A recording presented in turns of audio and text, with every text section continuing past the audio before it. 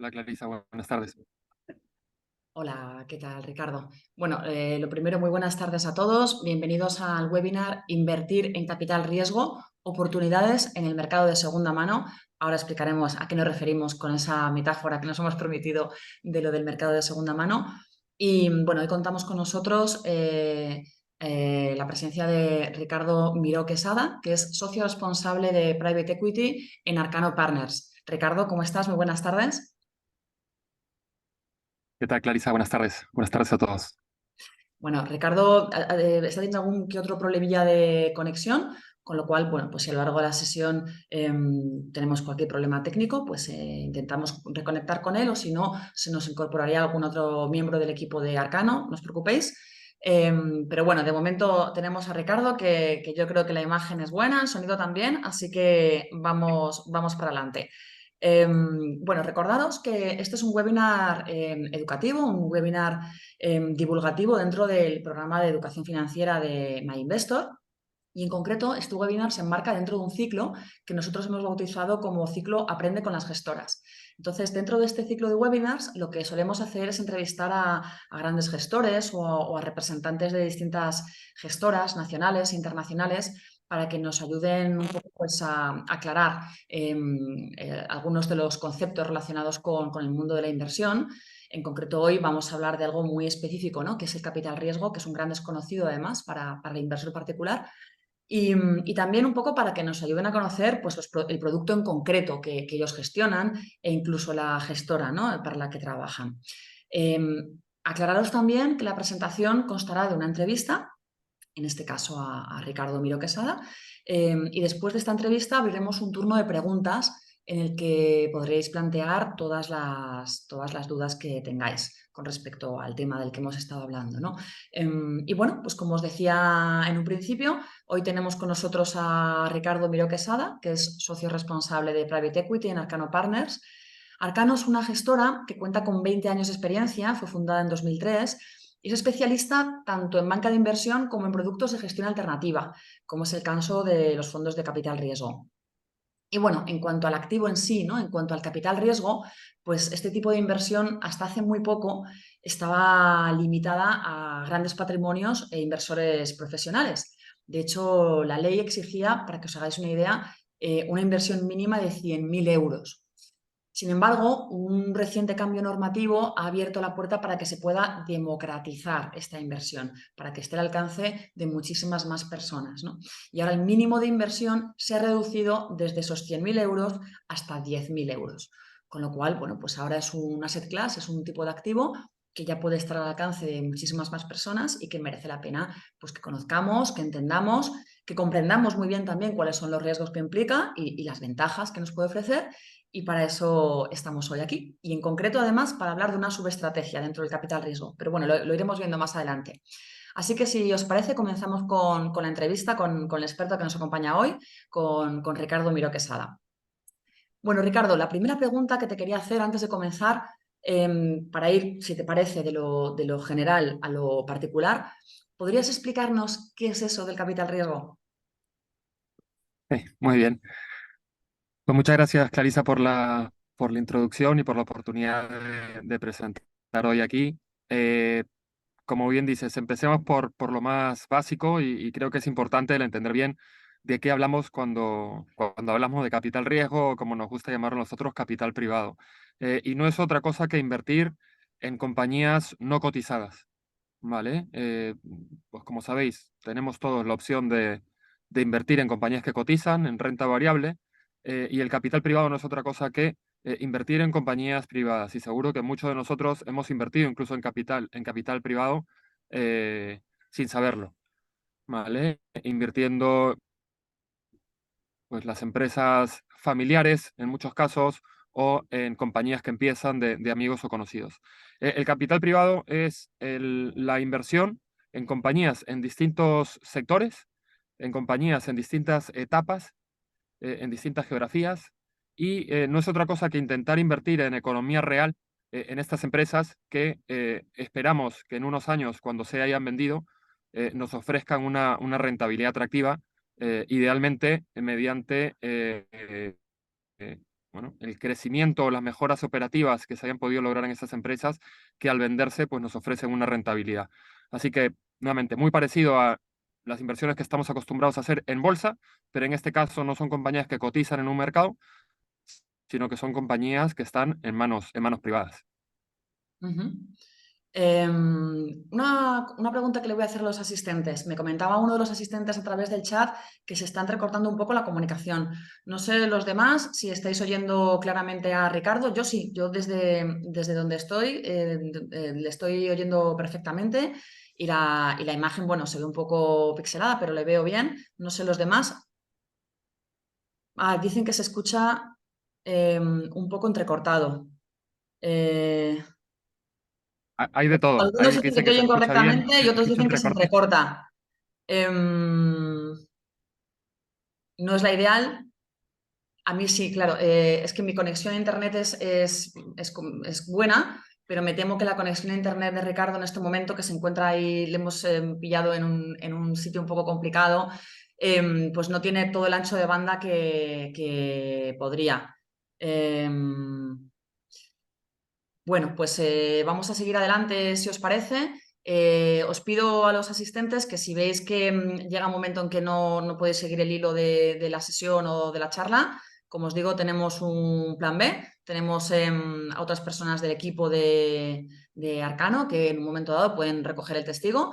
Así que si vamos a continuar con la sesión y si veis que no estáis, que ahí los problemas son un poco demasiados, pues nos lo comentáis en el chat y, y continuamos entonces. Eh, bueno, seguimos con la entrevista, Ricardo. Nos Sí, acabas de explicar un poco, bueno, en qué consiste esto del capital riesgo o capital privado. Y también nos estás explicando, bueno, pues eso, ¿no? Que sobre todo se centra en compañías no cotizadas, ¿no? Esa sería la principal diferencia, la elemental, con respecto a la bolsa.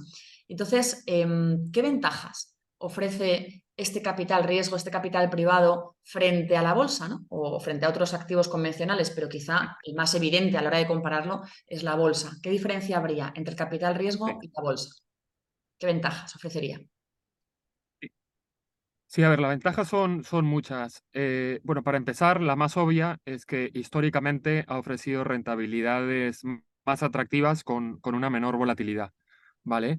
Pero el motivo para tener estas mejores rentabilidades no es otra cosa que el poder ser capaces, ¿vale? De invertir capital pensando en el medio largo plazo. Invertir con gestores que son expertos o especialistas en un sector o en un tipo de compañía determinada que puede generar valor, que puede realizar mejoras operativas en el medio y largo plazo. Entonces, uno de los factores que nos encontramos en la bolsa es que de forma trimestral tienen que estar presentando resultados. Eh, Muchas veces no hay nadie que controle un porcentaje importante de la empresa, con lo cual la alineación de intereses no siempre está ahí y se piensa más en el corto plazo que en el medio y largo plazo, ¿no? Entonces, el gran beneficio, digamos, de invertir capital privado es que se puede pensar en el medio largo plazo, se pueden tomar decisiones estratégicas de medio largo pensando en realmente la creación de valor y no tanto en el corto plazo en los informes trimestrales, ¿no? Y el otro beneficio para las compañías es que desde el punto de vista regulatorio y de costes, sobre todo para empresas pequeñas y medianas, pues el salir a cotizar a bolsa es cada vez más tedioso, ¿no? Y os doy algún dato. En los últimos 30, 40 años, dependiendo del país o la geografía, el número de compañías cotizadas ha caído en un 50%. En Estados Unidos, por ejemplo, hace más de 30 años habían 8.000 compañías cotizando y a día de hoy quedan solo unas 4.000. Con lo cual, al final, el capital privado también nos permite llegar a ciertos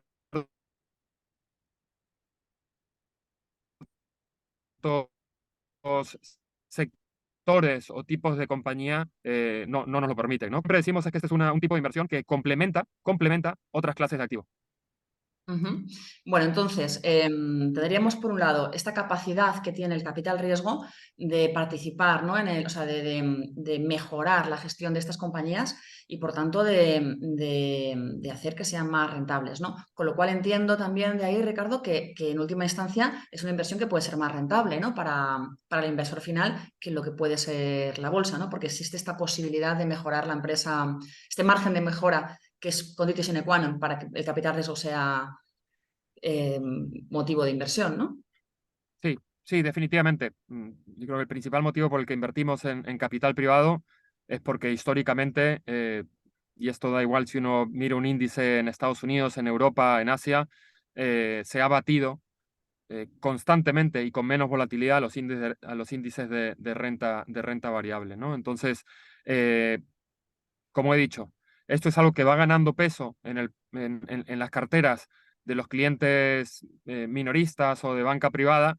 Históricamente el acceso era limitado, pero claramente conforme esta clase de activos ha ido consolidando y ha ido demostrando lo importante que es tenerlo en las carteras para complementar la renta variable y renta fija tradicional, pues los clientes, digamos, minoristas o de banca privada, pues también lo han ido incorporando en sus carteras en un porcentaje determinado para conseguir rentabilidades atractivas que no están consiguiendo en muchos casos en los mercados más líquidos, ¿no?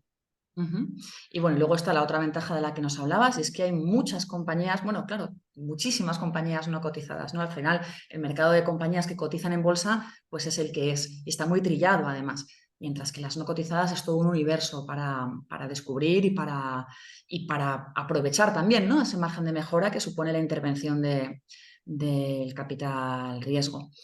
Entonces, bueno, ahí Y habríamos de visto hecho, cómo... perdona, Clarisa, Sí. te doy otro dato. Por ejemplo, en Estados Unidos leía recientemente compañías de 100 millones de ventas, de 100 millones de dólares o menos, eh, menos del 15% cotizan en bolsa, ¿vale? Es decir, el universo de compañías privadas no cotizadas es mucho más grande que el de compañías cotizadas, con lo cual, pues si uno, por ejemplo, en España quiere tener acceso al sector salud, pues no está tan claro que uno pueda encontrar alternativas o varias alternativas y lo mismo con otros sectores, ¿no? A veces algunas bolsas, como por ejemplo el IBEX, pues están muy concentrados en el sector financiero o el sector de la energía, pero hay otros sectores de la economía, como puede ser consumo, salud, incluso tecnología en el caso de España, pues que no están necesariamente representados en las bolsas.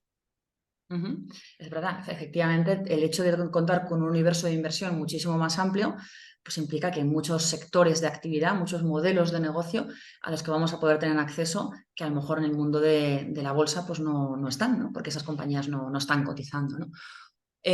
Así que bueno, aquí tenemos un poco las grandes ventajas del capital riesgo, que por un lado estaría esa rentabilidad, ese potencial de rentabilidad que es mayor que el que ofrece la bolsa y de hecho históricamente ha sido así, ¿verdad, Ricardo? En el pasado, históricamente, los rendimientos que ha obtenido el capital riesgo pues han sido de media superiores a los que ha obtenido la bolsa y luego por ese lado, por otro lado, ese universo de inversión mucho más amplio que el que conforman las compañías cotizadas y que nos puede dar acceso también a otros modelos de negocio, a otros sectores y, por tanto, a una mayor diversificación, que siempre es muy importante en el mundo de la inversión. Entonces, hasta aquí las ventajas. Vamos a ver los riesgos, porque también es importante tenerlos en cuenta.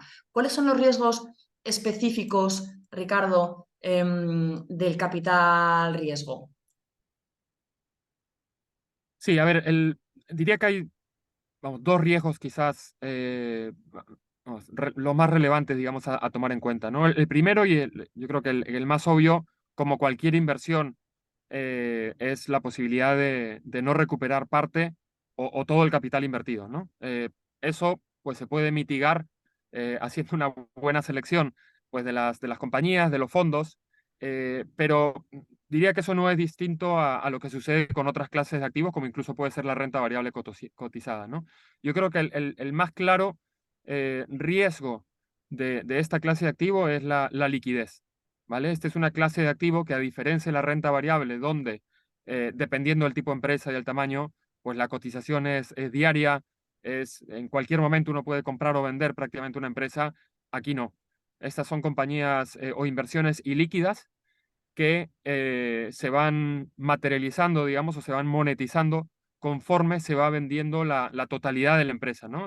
O vamos, la gran mayoría de la empresa. Entonces son inversiones a medio largo plazo donde si uno quiere hacer liquidez, no es necesariamente algo que pueda encontrar de un día para otro. Es decir, se puede encontrar, pero uno puede tardar meses en encontrar liquidez si decide salirse antes del plazo establecido, ¿no? Entonces, nuevamente, yo diría que la liquidez es el punto más importante y probablemente el punto más importante a tener en cuenta cuando uno decide invertir en esta clase de activo para asignar un porcentaje dentro de las carteras, ¿no? Porque claramente uno tiene que tener el dinero disponible para invertir, sí, para conseguir mayores rentabilidades, pero también debe ser un porcentaje de la cartera o del patrimonio, pues que uno no vaya a necesitar en el corto plazo. Ujú.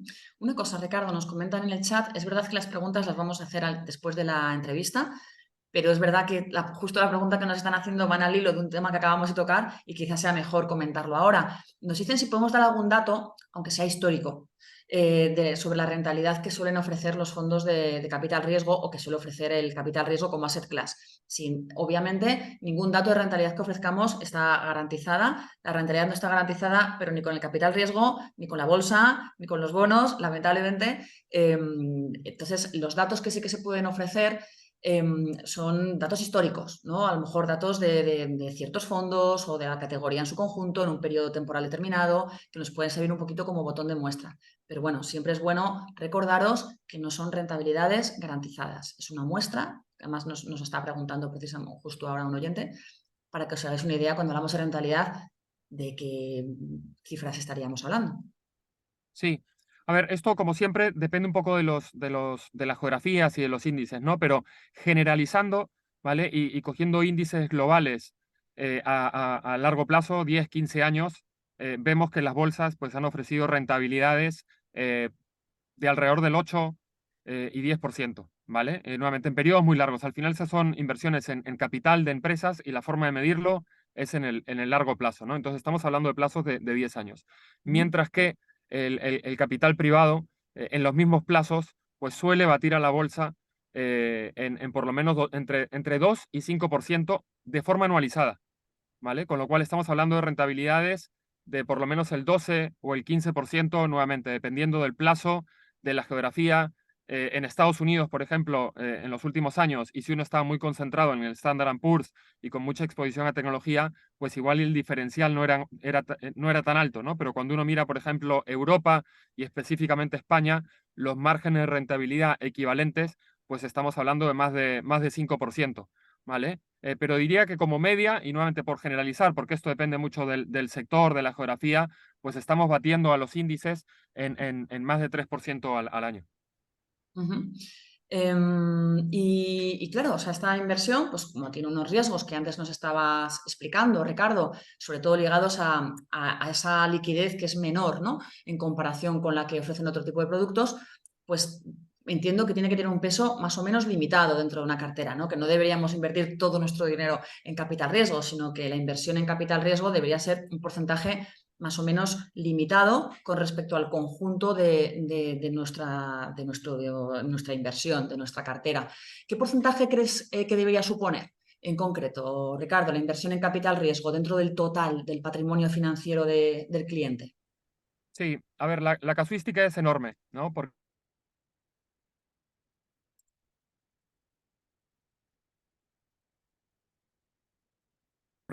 depende un poco de la tipología del inversor, del tamaño de la liquidez que pueda necesitar en el corto o medio plazo.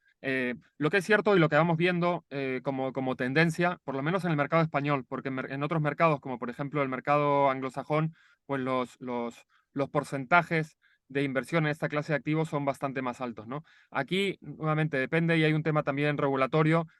Por lo general, pues para el inversor más minorista y con un patrimonio determinado, digamos, no tan grande como el de los grandes inversores, pues por lo general hablamos, o por lo menos lo que estamos viendo, es que no representan más de un 10%, ¿vale? En otros mercados, como por ejemplo Estados Unidos o incluso Reino Unido, pues vemos porcentajes bastante más altos, ¿vale? Pero aquí es importante tener en cuenta que nuevamente son en muchos casos pues inversores o profesionales o con patrimonios bastante grandes que, bueno, que las necesidades de liquidez en el corto plazo las pueden cubrir con ciertas fuentes de ingresos y no dependen, digamos, de esta inversión para sus necesidades en el corto plazo, ¿no? Con lo cual, siempre es complicado el dar un porcentaje porque la casuística es enorme, pero diría que lo que estamos viendo, y por lo menos por el tipo de inversor que entiendo que quizás esté en esta llamada, pues la idea es que no supere un 10%, ¿no?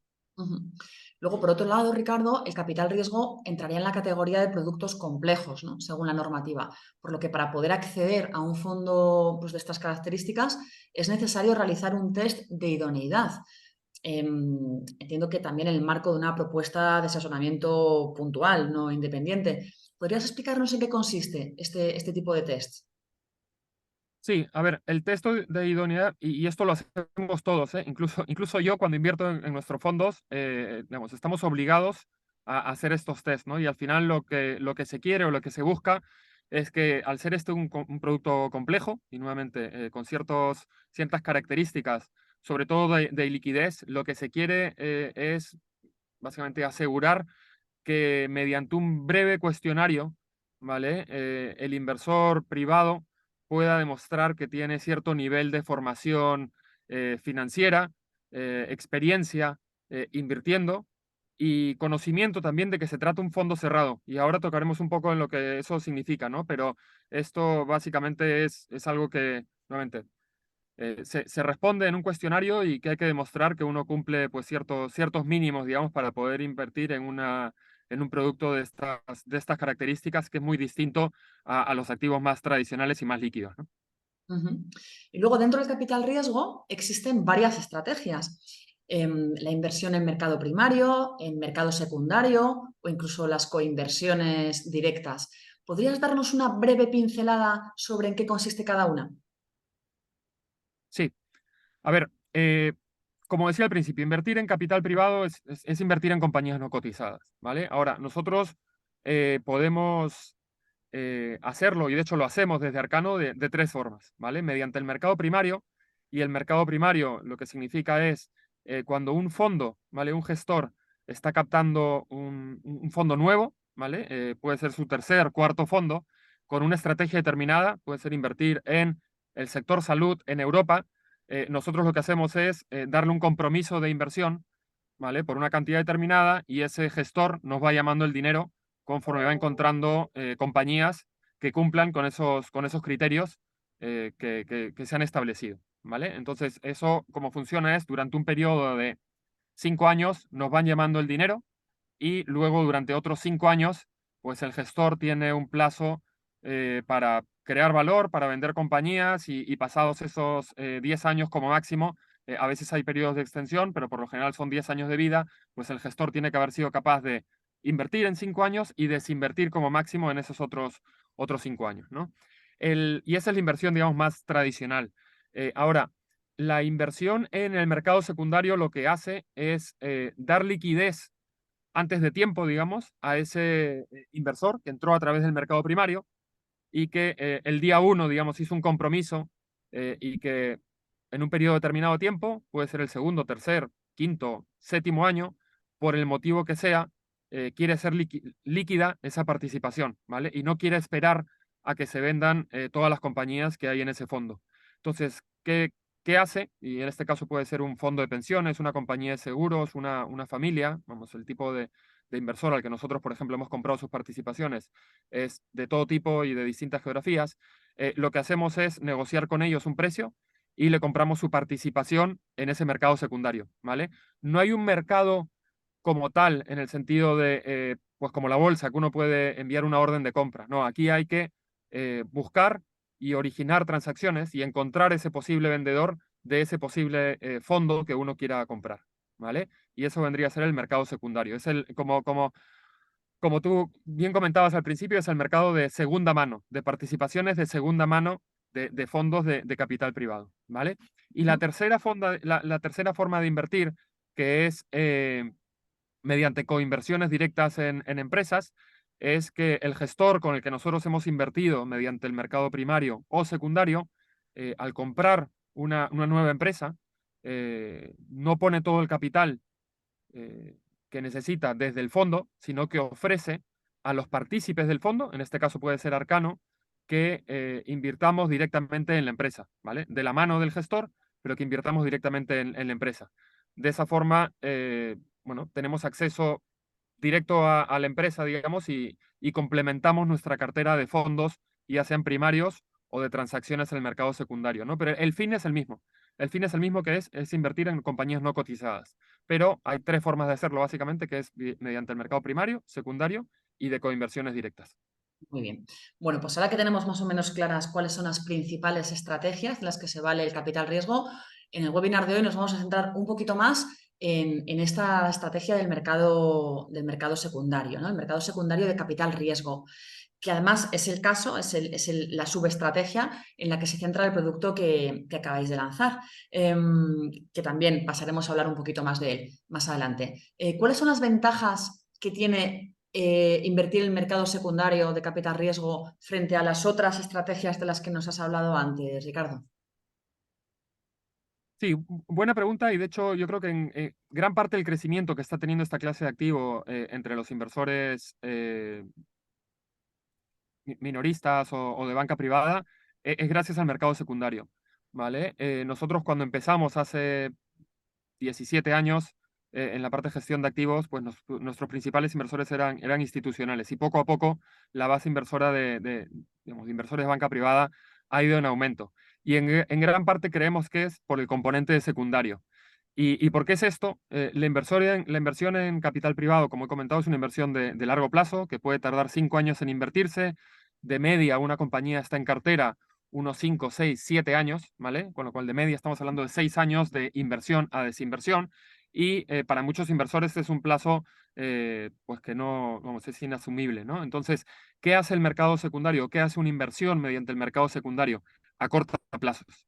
A corta plazos porque nosotros estamos entrando a fondos que ya están bastante invertidos. De hecho, nuestra media de inversión de un fondo cuando entramos es del 80%, con lo cual ya tenemos visibilidad prácticamente total de las compañías que hay en cartera. Y el otro beneficio es, adicionalmente, obviamente, a invertir algo más rápido el dinero, es que también lo recuperamos más rápido, ¿vale? Nosotros de media recuperamos el dinero invertido en unos 4 años. Con lo cual, nuevamente, el beneficio, ya no solo para el inversor, digamos, de banca privada, sino para cualquier tipo de inversor que quiera cortar un poco plazos, pues esta es una estrategia fantástica, ¿no? El Ujú. otro atractivo que tiene esta estrategia es que es una estrategia mediante la cual se puede tener mucha diversificación. Nosotros compramos un fondo que tiene 10 compañías, pues a lo largo de nuestro fondo de secundarios, pues igual hacemos 50 transacciones con 500 compañías, con lo cual es un producto de alguna forma con una diversificación bastante amplia. Y el otro atractivo es que compramos a descuento. Al final es un mercado todavía digamos, ineficiente, dada la falta de liquidez que puede haber en esta clase de activo, con lo cual el poder comprar estas participaciones a un descuento hacen que el margen de seguridad de este producto sea bastante atractivo, ¿no? Con lo cual, históricamente, el ratio, el famoso binomio riesgo-rentabilidad que ofrece la estrategia de secundarios ha sido de las más, si no la más atractiva, ¿no? Cuando miramos volatilidad y rentabilidad por ese cortamiento de plazos y menor volatilidad gracias también al descuento al que se está comprando. Ujú. Muy bien, pues ahora en concreto, como comentábamos antes, en Arcano acabáis de lanzar un fondo de estas características, ¿no? Centrado en el mercado secundario de capital riesgo. Este fondo se llama Actius Secondary Fund y se puede adquirir a través de MyInvestor. Os recuerdo, como explicábamos antes, que previamente hay que realizar un test para ver si es un producto que se ajusta a vuestro perfil de riesgo y a vuestras necesidades. Pero bueno, tenéis este producto a vuestra disposición en MyInvestor. Os he dejado también el link en el chat por si queréis entrar y obtener más información. De hecho, si lo hacéis a tiempo real, pues mira, podéis ir buscando información sobre el producto y aprovechar que tenemos hoy aquí a Ricardo y hacer así preguntas más específicas eh, sobre el fondo. Pero bueno, en todo caso, Ricardo, ¿podrías comentarnos un poquito en qué consiste, qué particularidades tiene el Actios Secondary Fund? Sí, este es un fondo que continúa básicamente una estrategia que empezamos hace más de 14 años a través de compras de participaciones en el mercado secundario y en el 2011 establecimos nuestro primer fondo de secundarios dedicado íntegramente a la inversión en el mercado secundario, ¿no? Desde entonces hemos captado ya cuatro programas de secundarios y ahora, de la mano bueno, de Actius, pues tenemos la posibilidad nuevamente de gestionar un vehículo que invierte en el mercado secundario, que como comentaba antes, es un fondo que lo que hace es buscar a inversores, a fondos de pensiones, compañías de seguros, familias, que por el motivo que sea, pues necesitan hacer liquidez de sus participaciones en fondos y nosotros pues compramos esas participaciones y nos subrogamos en esa posición, ¿no? Es un fondo que busca invertir aproximadamente un 50% en Estados Unidos, 50% en Europa. Es un fondo que invertirá por lo menos 80% en el mercado secundario. Nos dejamos hasta un 20% para complementarlo con coinversiones directas en empresas. Y es un fondo que invierte, como decía antes, ¿no? En varios sectores y por daros algunos ejemplos y países, obviamente, a lo largo digamos, en Europa, pero por daros algunos ejemplos del fondo anterior, eh, pues a nivel geográfico, por lo general las geografías más allá de Estados Unidos, como decía, suele pesar entre un 40 y un 50%, pues en Europa. De hecho, invertimos muy poco o prácticamente nada en España, en Portugal y en Italia, de hecho, donde me encuentro hoy. Invertimos principalmente en países nórdicos, en Holanda, en Alemania, en Suiza, en Reino Unido. Y a nivel sectorial, invertimos principalmente pues, en sector salud, en el sector industrial, de empresas bastante nicho. Nos gusta bastante el sector tecnología y esto no es venture capital, ¿vale? Invertimos en compañías, como decía antes, que no solo es que tengan ventas, sino que son rentables. El EBITDA medio o digamos, el margen medio de generación de caja que tienen muchas de nuestras empresas de más del 20%, con lo cual son compañías ya consolidadas. El sector consumo suele pesar muy poco, es un sector que tiende a ser algo más cíclico, con lo cual lo evitamos, pero esto simplemente para daros algunas pinceladas, ¿no? de lo que se podría esperar. Es un fondo que nuevamente está muy diversificado. La idea es que tenga más de 400 compañías, que ninguna compañía pese más de un 2-3% del fondo, con lo cual eh, creemos que es una propuesta de valor bastante interesante para alguien que quiera aprovechar también la coyuntura actual, ¿no? Es decir, no solo tener exposición a compañías no cotizadas, sino que quiere hacerlo en un entorno de falta o de menor liquidez del que teníamos hace unos años y en el que estamos viendo una oportunidad enorme para comprar activos de calidad a precios bastante más bajos de los que veíamos hace unos años, ¿no? Ujú. Y Ricardo, ¿qué objetivo de rentabilidad tenéis para el fondo y qué rentabilidades obtuvisteis en el pasado con fondos similares?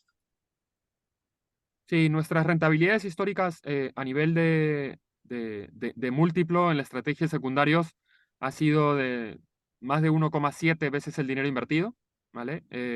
Y a nivel de TIR, o por simplificar, a nivel de rentabilidad anualizada, pues estamos hablando de un 16% neto, ¿vale? He ido viendo algunas de las preguntas y los datos que damos siempre son a nivel neto del fondo.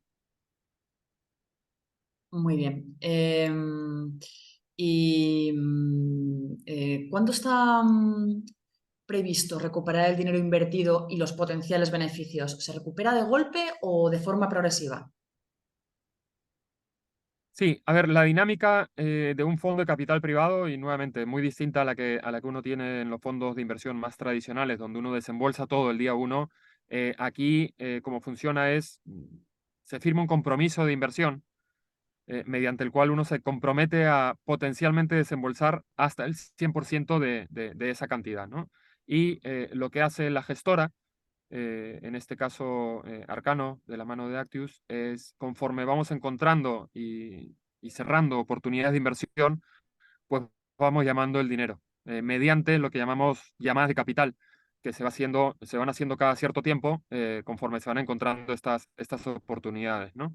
Entonces, las llamadas de capital suelen darse durante los primeros 2 años, 2 años o 3, os diría, que es el periodo de inversión del fondo, y luego, conforme se van vendiendo esas empresas, se van distribuyendo esas cantidades que vamos recibiendo con la idea de, eh, pues 3 años después de haber terminado el periodo de inversión, ser capaces de recuperar el dinero invertido y a partir de ahí, pues ir generando las plusvalías de cara a que al final del periodo de ese fondo, que tiene una vida, digamos, de principio a fin de unos 8 años, pues se ha generado ese 1,8 veces el dinero invertido y más de 15% de rentabilidad neta.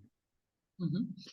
Y yéndonos ya al capítulo de comisiones, Ricardo, en el caso concreto de vuestro fondo, ¿cuáles son las comisiones? Sí, las comisiones dependen del tamaño del compromiso de inversión, ¿vale?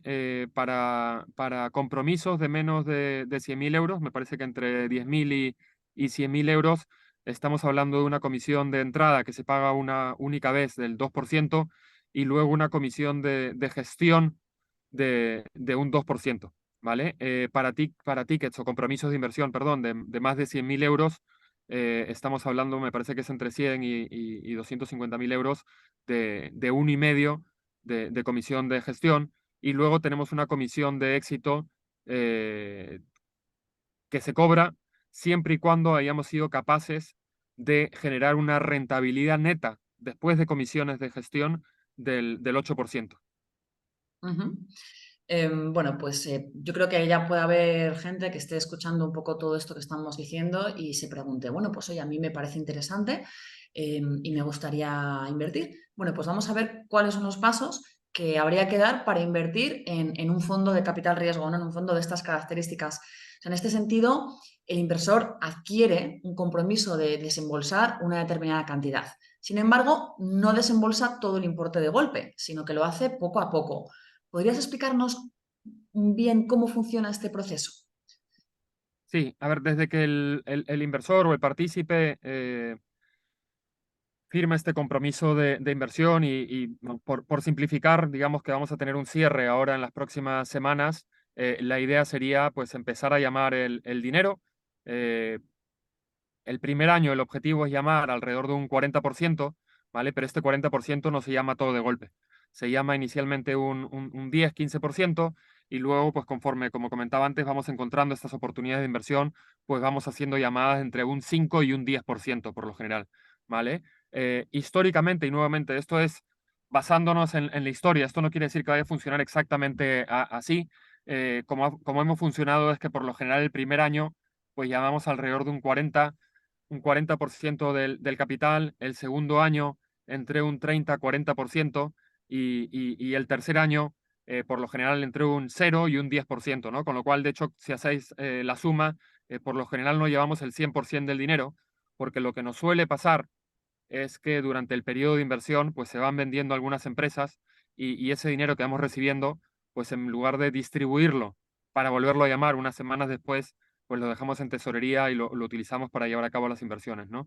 Dicho esto, sí quería dejar bastante claro que el compromiso de inversión es por el 100% del capital y potencialmente podríamos llamarlo, ¿no? Con lo cual hay que tener la capacidad y la liquidez disponible para llevar a cabo estas llamadas de capital, ¿no? Pero históricamente eh, no hemos llamado más del 90%, ¿no? Pero quiero dejar claro que potencialmente podríamos hacerlo. Sí, sí, porque además es muy importante que el inversor sea consciente de que cuando se produce una de estas llamadas de capital o capital call, que igual han escuchado el anglicismo en algún lado, si se produce una capital call o una llamada de capital, es importante que el cliente tenga ese dinero que se ha comprometido a invertir, ¿no? Porque si no, Ricardo, ¿qué es lo que sucede? ¿Qué pasaría si el cliente, cuando se produce una llamada de capital, no tiene el dinero en su cuenta en la fecha indicada?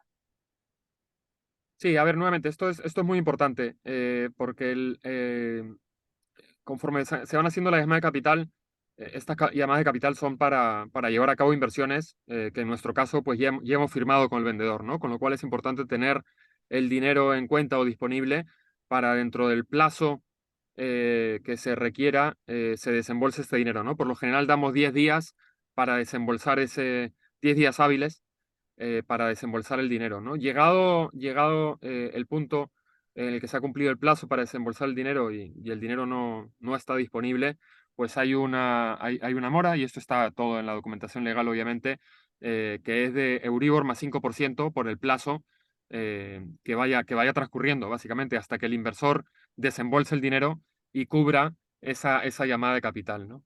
Si pasado un plazo eh, determinado, por lo general de unos 15 días, el partícipe pierde, digamos, los derechos o quedan suspendidos, perdón, los derechos tanto políticos como económicos de su participación y potencialmente la gestora pues puede buscar liquidar, digamos, esa participación para cubrir esa mora y esos pagos pendientes que tiene el inversor, ¿no? Con lo cual, y nuevamente repito, porque esto es muy importante y es uno de los riesgos que nos encontramos de ofrecer este tipo de producto al inversor minorista, es muy importante el tener claro que esta es una inversión de medio, largo plazo y líquida que debe formar parte en un porcentaje limitado del patrimonio y que tiene riesgos, que es ilíquida y que uno debe tener el dinero disponible, digamos, durante todo el periodo durante el cual legalmente le podamos llamar el dinero, que como comentaba antes, por lo general se concentra en los primeros 2 o 3 años de vida del fondo, ¿no? Ujú.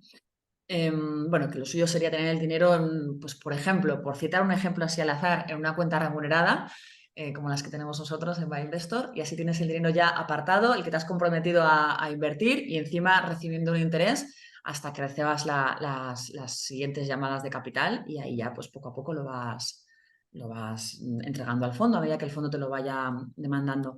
Y pasaríamos ya a la última pregunta, Ricardo. En Arcano soléis aplicar criterios de selección que no solamente son financieros, es decir, no solamente os fijáis bueno, pues en las cuentas de la compañía, en ese margen de mejora, ¿no?, que puede tener a la hora de obtener mejores ingresos y beneficios el día de mañana, sino que también aplicáis criterios de selección acordes con principios de inversión responsable. ¿En qué consisten estos criterios? Sí, a ver, para empezar diría que más allá de los criterios financieros o más cuantitativos, hay muchos factores cualitativos a tomar en cuenta cuando uno va a invertir, ¿no? Y al final hay temas relacionados con pues el equipo gestor, los directivos y ver cómo trabajan, ¿no? Pero a lo que te refieres específicamente, que son los principios, digamos, de inversión responsable y en este caso criterios ASG, pues son claves para nosotros. Nosotros desde el 2009 que nos adherimos a los principios de inversión responsable de las Naciones Unidas, tenemos un listado de sectores en los que simplemente no invertimos y luego hay una serie de factores que para nosotros hace 14 años fueron factores que tomamos en cuenta porque empezamos a invertir en ciertos mercados, específicamente mercados emergentes, donde creíamos que existían potenciales riesgos sociales, medioambientales o de buen gobierno corporativo.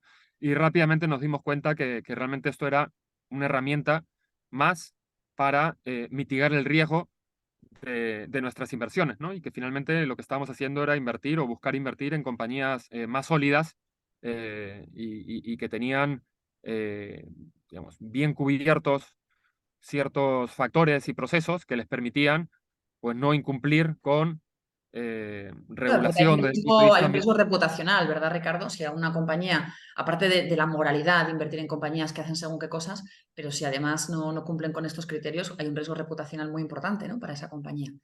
Sí, hay un riesgo reputacional y para nosotros hay un riesgo también de potencialmente perder dinero, ¿no? O que esa compañía cuando se quiera vender, pues si es una compañía que ha estado contaminando, que no ha estado cumpliendo con ciertos mínimos eh, legales desde el punto de vista social o no hay un buen gobierno corporativo, por ejemplo, ¿no? Tener en cuenta que aquí estamos hablando de comprar la mayor parte de una empresa y ese buen gobierno corporativo, pues igual no te permite tomar ciertas decisiones de cambios o de venta de compañía, pues uno puede estar en un problema, ¿no? Con lo cual son aspectos que tomamos en cuenta y que nos parecen claves para mantener un riesgo, un perfil de riesgo determinado.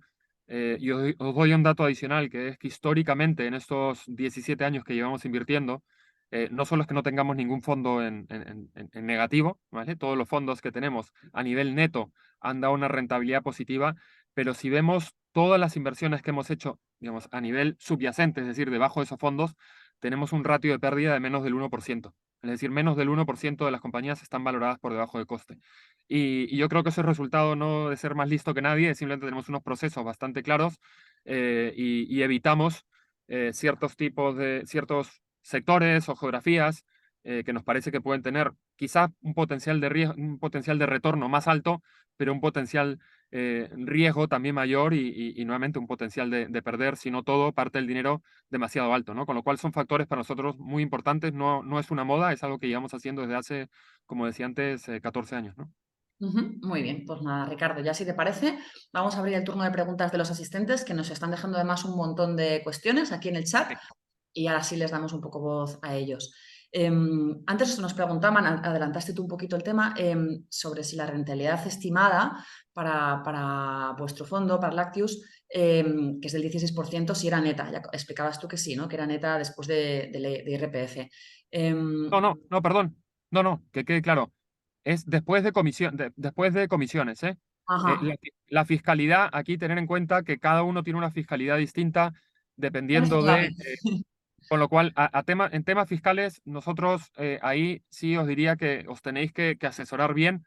Nosotros no somos fiscalistas, con lo cual las rentabilidades que nosotros siempre damos y que de hecho incluimos en nuestras presentaciones son rentabilidades netas, como no puede ser de otra manera, pero después de las comisiones que cobramos como gestora, ¿no? Ujú. De todos modos, tenemos un post en nuestro blog de educación financiera, en el blog de educación financiera de MyInvestor, en el que hablamos precisamente de la fiscalidad de los fondos de capital riesgo, de cara a vosotros, de cara al particular que está metiendo su dinero dentro de un fondo, cuando lo recupere dentro de 8 o 10 años, cómo tendrá que tributar por las plusvalías. Bueno, pues aquí en este post os lo explicamos para que tengáis un poquito claro cómo va esto de la fiscalidad de los fondos. Bueno, en todo caso, estaríamos hablando neta de comisiones, pero no neta de impuestos, porque eso ya depende de la fiscalidad de cada uno. Y quizás, Clarisa, perdona, porque es que he ido leyendo algunas de las preguntas y porque están relacionadas. Sé que no es el orden cronológico, ¿vale? Pero Sí, aprovecho de no sé. responder algunas de las preguntas. Alguien mencionaba, por ejemplo, si todas las plusvalías, digamos, venían al final. Y no es así. Como va funcionando es que nosotros vamos, como decía antes, ¿no? Terminado el periodo de inversión, pues vamos distribuyendo el dinero y dentro de esas distribuciones hay una parte de coste y hay una parte de plusvalía, ¿vale? Nosotros en las notificaciones de distribuciones que hacemos siempre eh, resaltamos, digamos, cuánto es coste y cuánto es plusvalía para que el inversor, en este caso minorista, pues en su IRPF, en su declaración del IRPF, pues pueda diferenciar, digamos, eh, cuánto es lo que debería pagar básicamente por esas plusvalías, dependiendo del tramo en el que esté, ¿no? Eh, con lo cual, eso creo que es importante, ¿vale? No, no, la plusvalía, digamos, no llega al final. No, las plusvalías nosotros las vamos distribuyendo. Tener en cuenta que, claro, debajo hay compañías, ¿no? Entonces, cuando esas compañías se venden, hay una parte de recuperación del coste de esa empresa, de esa inversión, y hay una parte de coste y de plusvalía. Con lo cual, nosotros las vamos acumulando y cuando hacemos esas distribuciones, hay una parte, al principio, por lo general, pues será más coste y menos plusvalía, y luego el porcentaje de plusvalía, si las cosas han ido bien, pues va aumentando. Ujú. ¿Es obligatorio asistir a las juntas? Preguntan también. ¿Y son juntas meramente informativas o se toman decisiones en estas juntas? Sí, tenemos una junta anual de partícipes. Ujú, No es obligatorio asistir, pero sí que es obligatorio para nosotros digamos, llevar a cabo una junta de partícipes, ¿no? Con lo cual hay una junta anual en la que están invitados los partícipes del fondo, sí. ujú. ¿Pero es obligatorio asistir? No. No, no, no es obligatorio. No Vale. es obligatorio. Preguntan también, aquí es alguien que ha hecho los deberes, que se ha mirado bastante bien vuestro producto y ha visto que en el capítulo de riesgos que se menciona un riesgo que es el riesgo de conflicto de intereses. ¿Podrías explicarnos, Ricardo, qué es este riesgo de conflicto de intereses? Es que no sé bien a qué se refiere. No sé cuál puede ser el conflicto de intereses Y en dentro este de los, caso. de los riesgos en los que puede incurrir el propio fondo de capital riesgo, habla de que puede haber un conflicto de intereses por parte del gestor. Que teóricamente, ¿no? O sea, como que es Sí, algo que en teoría, no en vuestro caso en particular, sino en general, en teoría, forma parte de los riesgos sí, achacables a un fondo de capital riesgo. Entonces nos preguntaban por aquí, ¿pero qué clase sí, ¿a qué se refieren con eso? sí. A ver, si os soy sincero, aquí riesgos, perdón, conflicto de intereses pocos o ninguno. Nosotros gestionamos varios vehículos, invertimos a prorrata, tenemos un área de riesgos, un área de compliance. Cuando cerramos una inversión, se invierte desde los distintos vehículos a prorrata. nosotros, y creo que alguien también preguntaba, somos inversores en nuestros fondos. Gran parte de mi patrimonio, por ejemplo, está invertido en los distintos fondos que gestionamos. Como gestora invertimos, pero luego a título personal también muchos de nosotros invertimos. Con lo cual, y de hecho, haciendo alusión a lo que comentabas antes, Clarisa, el riesgo reputacional, nosotros vivimos de nuestra reputación.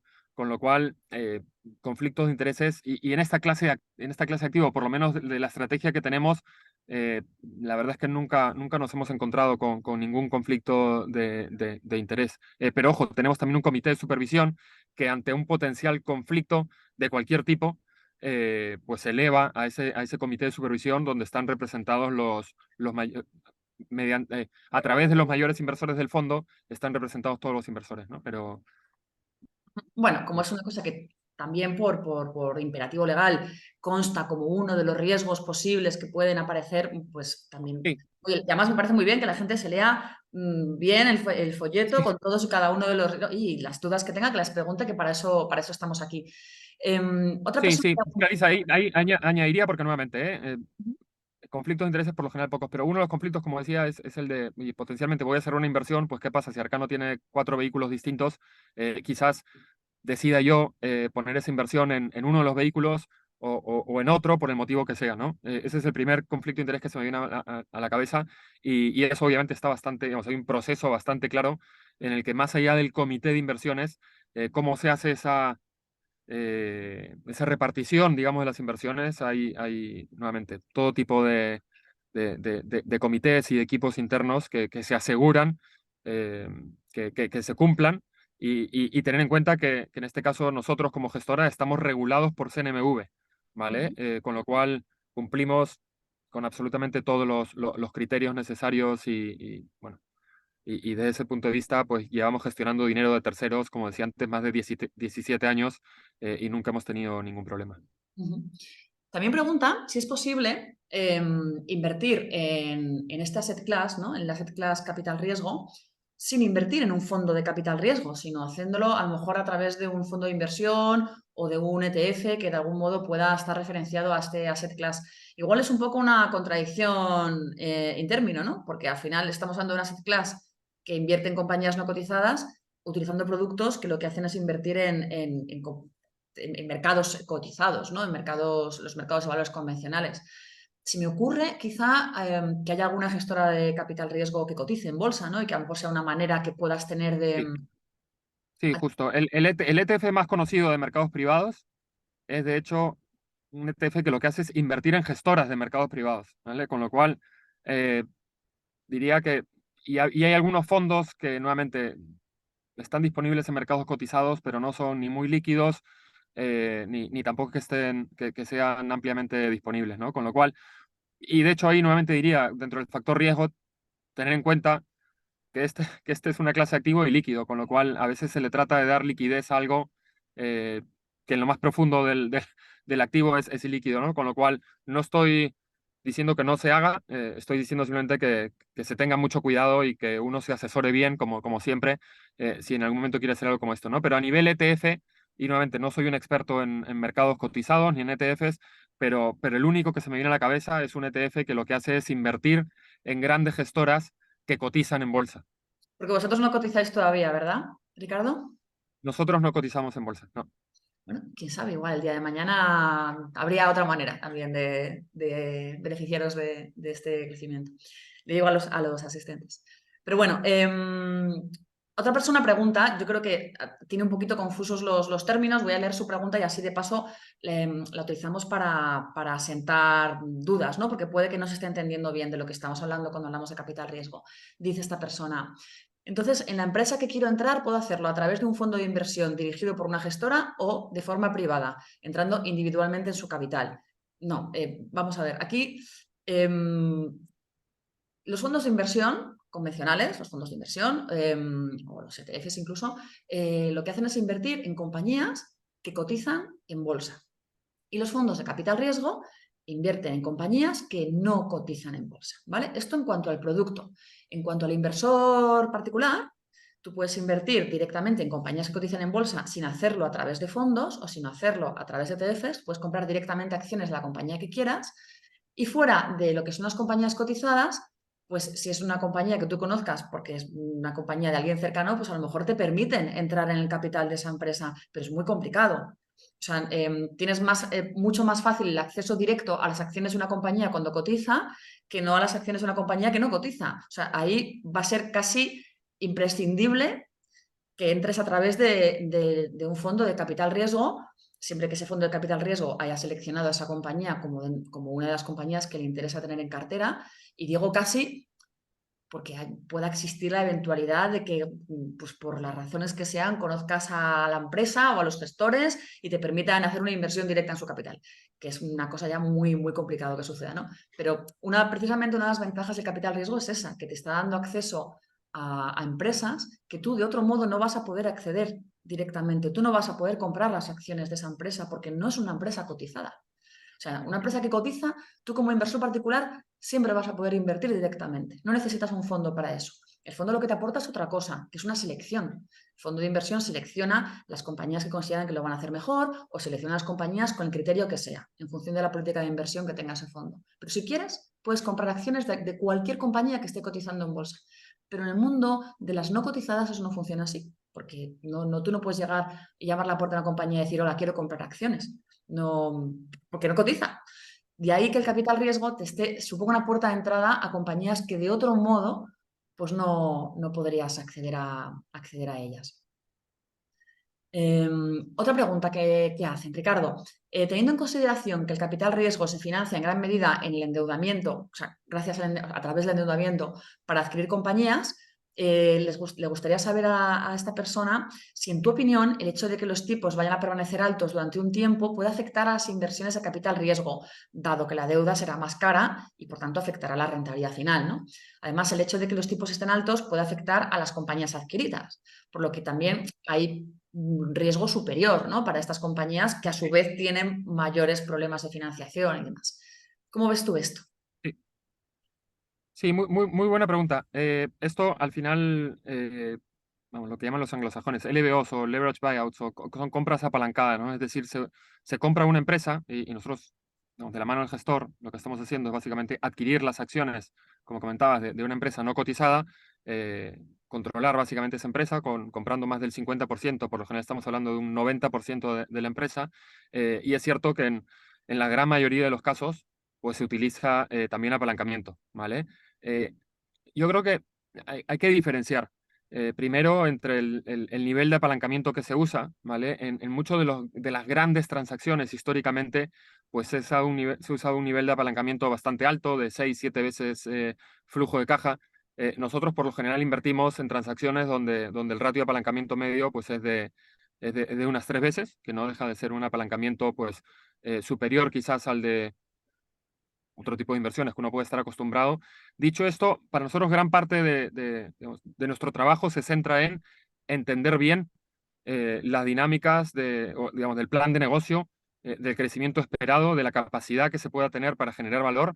Y lo que es más importante es que la rentabilidad, en nuestro caso, no venga, ¿vale? De ingeniería financiera. Y esto, el mundo del capital privado ha cambiado. El típico LBO de KKR comprando Nabisco hace más de 30 40 años, el capital privado ha cambiado.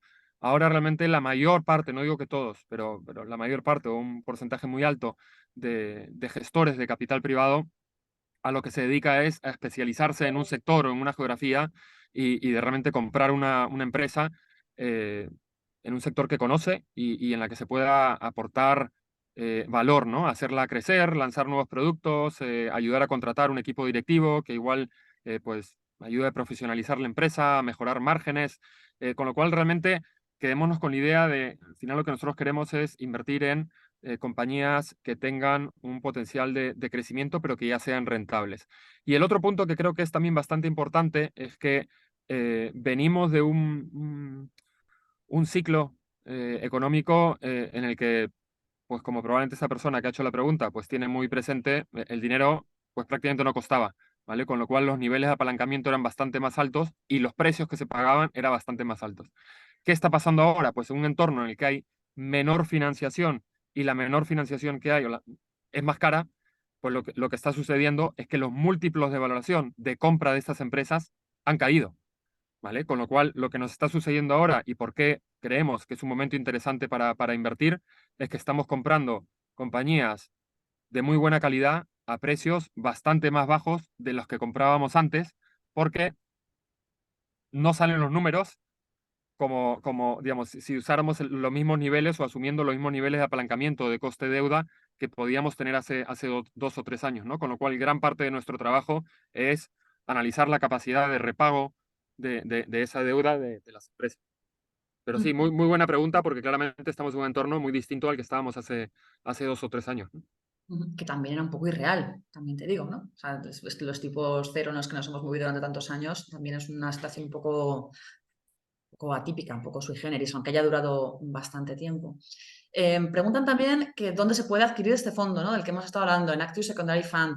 Pues os recuerdo que se puede adquirir en MyInvestor. Os he dejado el link en el chat y pinchando en ese link podéis entrar en la web corporativa y allí encontraréis toda la información sobre el concepto del capital riesgo y también sobre este fondo en concreto, por si os interesa, para que podáis invertir en él, previo test para ver si efectivamente es un producto que se adecua a vuestras características como inversores.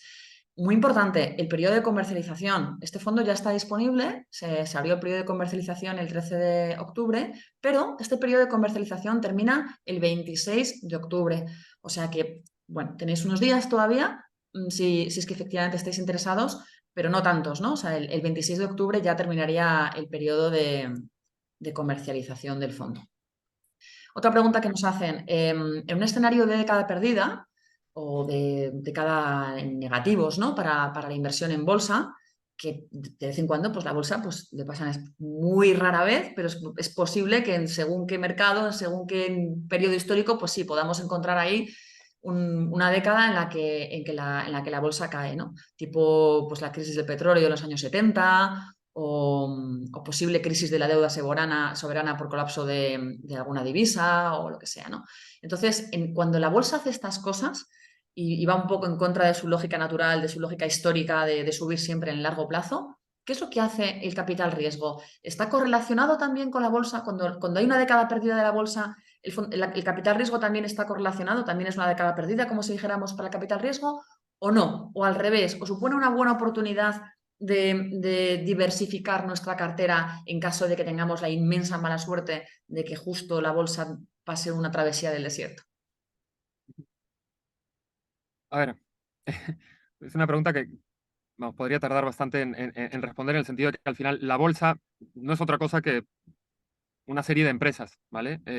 Y alguien, no sé si se han hecho referencia a la década perdida, de hecho todo lo contrario, si uno ha estado invertido en Estados Unidos los últimos 10 años, pues le ha ido fenomenal. Con lo cual, esto no, y no es que el capital privado viva en una burbuja, es decir, si la economía real crece, el capital privado o las empresas de economía real, pues algunas crecerán más que otras, ¿vale? Con lo cual, esto, tener en cuenta que la gran ventaja que tiene el capital privado versus el capital cotizado, por llamarlo de una forma, la renta variable, es que estamos invirtiendo en compañías que no cotizan y que tienen una visión de medio largo plazo. Dicho esto, si pasa algo en un sector específico que va mal, irá mal en la bolsa, irá mal en el capital privado, ¿vale? ¿Por qué es importante? ¿Vale? ¿Por qué es importante diversificar? Y yo creo que a todos nos ha pasado que algún amigo, conocido, familiar nos ha propuesto invertir en una compañía tecnológica que va a ser 100 veces el dinero en los próximos años, basada en una geografía o una tecnología muy puntual, pues que puede ir muy bien o muy mal, ¿vale? Yo creo que lo que es clave cuando uno invierte en capital privado, porque al final está invirtiendo, nuevamente, pensando en el medio o largo plazo, es no poner todos los huevos en la misma cesta. Es decir, diversificar por países, diversificar por sectores, por tipos de compañía, por etapas de empresa. Al final, nuevamente, quedaros con que esto es invertir en compañías no cotizadas, es invertir en economía real, ¿vale? Esto no es una caja negra que simplemente va a generar rentabilidad porque sí, ¿vale? Esto es invertir en compañías que, de alguna forma, esperemos, en nuestro caso, pues lo hagan bien, y que si hay un cambio de ciclo, pues no lo harán tan bien y esperemos que estemos en activos de calidad o en compañías de calidad que lo hagan mejor que la media. ¿Vale?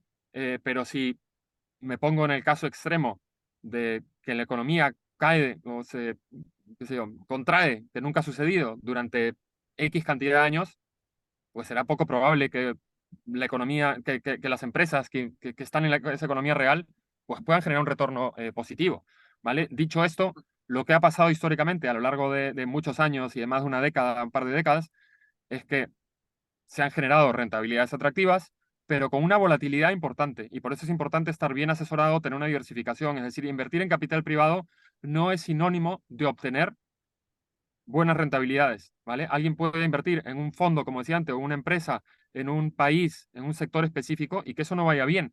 Por eso es tan importante también, y nosotros ofrecemos, por eso un producto diversificado que creemos, si alguien hacía mención a un fondo de fondos, pues un fondo de secundarios se parece a un fondo de fondos, en el sentido que lo que tenemos son más de 400 o 500 compañías que esperemos que de media lo hagan bien, pero no quiere decir que todos lo vayan a hacer igual de bien. Algunas lo harán mejores que otras, pero esto es como un fondo de renta variable que puede tener 20, 50 o cientos de empresas, ¿no? Ujú. Otra persona pregunta si podrías aportar algún ejemplo, porque habías comentado que la mitad de la cartera se va a dedicar a empresas americanas, otra mitad a europeas.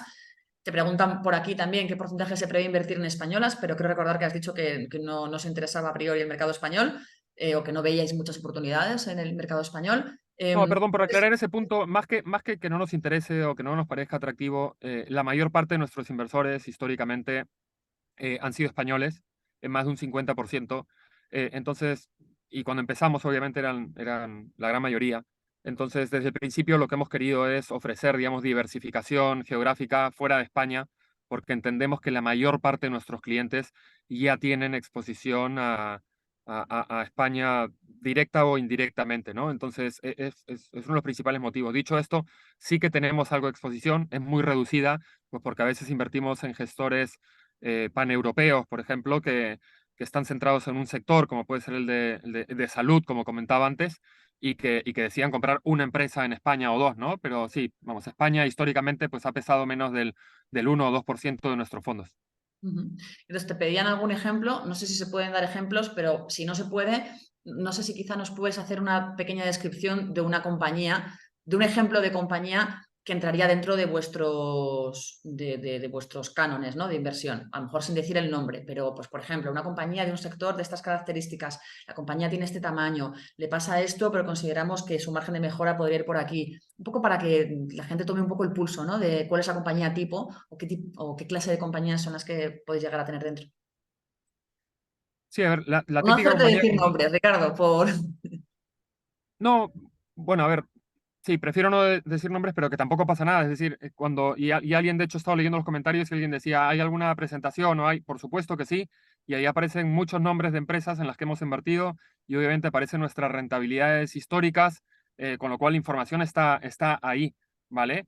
Pero más allá de poner ejemplos específicos, se han vendido eh, cientos de empresas en nuestra cartera a lo largo de nuestras vidas, ¿no? Tener en cuenta que hemos invertido en más de 300, perdón, 3.000 empresas, ¿no? Y trescientos fondos, con lo cual eh, eh,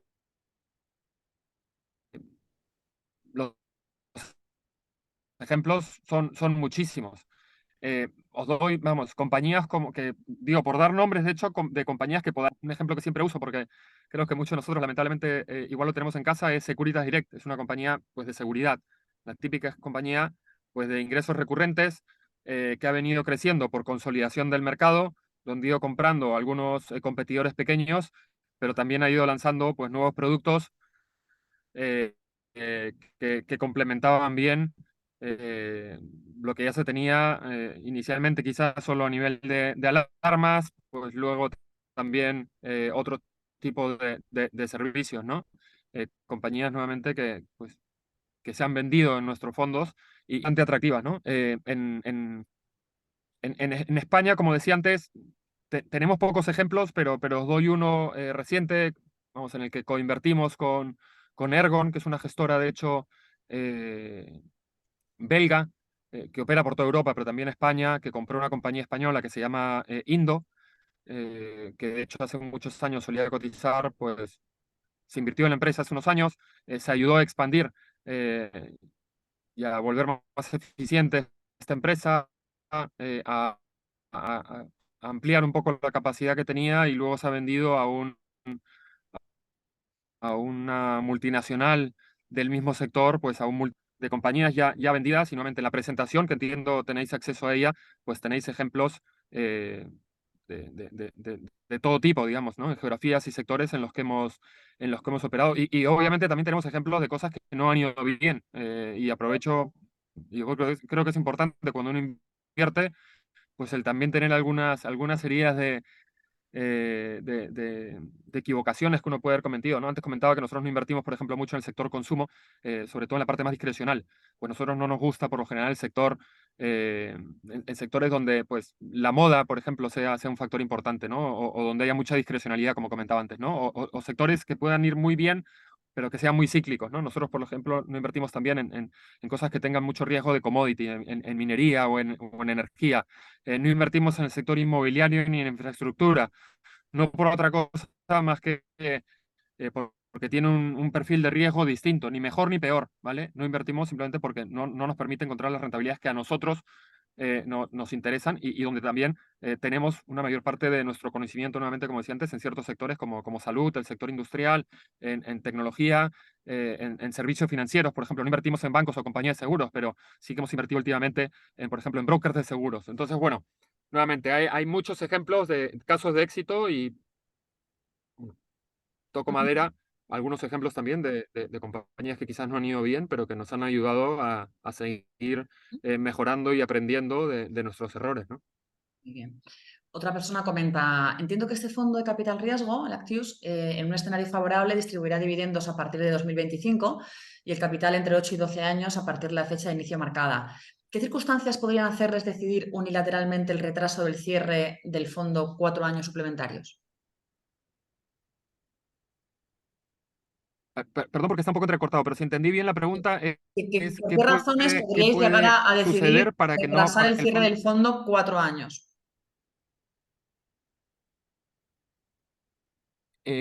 perdón, que el cierre, el periodo de captación del fondo está marcado y legalmente tenemos un periodo. Y luego tenemos un periodo para invertir de 2 años y luego el fondo tiene 8 años de vida, Ajá. incluyendo los Pero 2 de inversión podéis hacer y una los prórroga. 6 de desinversión. Justo. Hacer una prórroga. Vale, simplemente Entonces, quería aclarar, lo que perdón. pregunta esta Sí, persona entonces, es ¿por qué sí, razones, qué circunstancias os podrían hacer decidir sí, lateralmente entendido. el retraso del cierre, Decidir acogeros llevar a a esta cabo prórroga? esas prórrogas. Ujú. ¿Qué tendría que pasar para Sí, que... sí, a ver, sí, el principal motivo podría ser que queden todavía algunas empresas en el fondo, ¿vale? Y que nosotros creamos que todavía tienen recorrido y que tiene sentido mantenerlas durante un periodo mayor al de los 8 años, y por eso nos dejamos esas potenciales prórrogas, ¿no?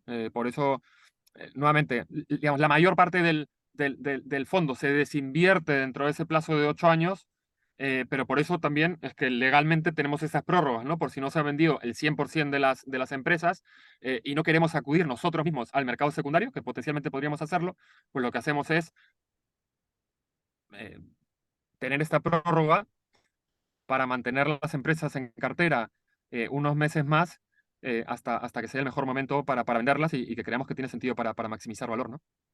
Ujú. Y Eh, Clarisa, si me permites, porque es que sí, creo que varias personas han hecho, y es cierto que es una buena pregunta porque es una pregunta teórica, pero que sí. es muy específica a esta clase de activo, que es el tema de la rentabilidad.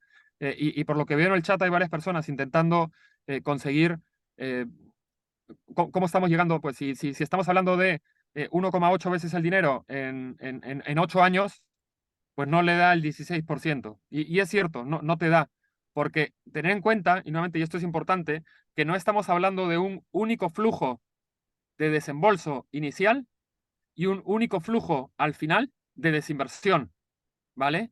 Para calcular esta rentabilidad, lo que se hace es tomar en cuenta todos los flujos de desembolso y todos los flujos de desinversión, ¿vale? Eh, con lo cual, esto es importante, ¿vale?